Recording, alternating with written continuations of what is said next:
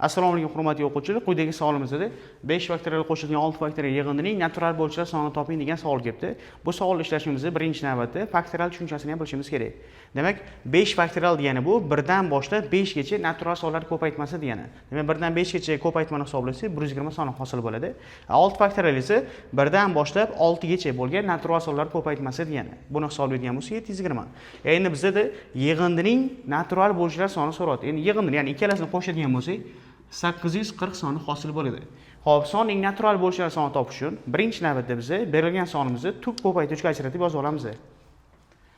Demak, 840 sonni tub ko'paytirishga ajratsak, 2 ga bo'lamiz 420, 2 ga bo'lamiz 210, 2 ga bo'lsak 105, qo'shish holat 3 ga bo'lamiz endi 35, 5 ga bo'lsak 7, 7, 1.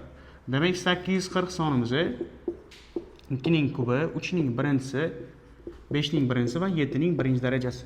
Xo'p, berilgan sonimizni tub ko'paytirishga ajratib yozib olganimizdan keyin bu sonning natural bo'luvchi sonini topishda darajalarga 1 qo'shib ko'paytirib chiqamiz.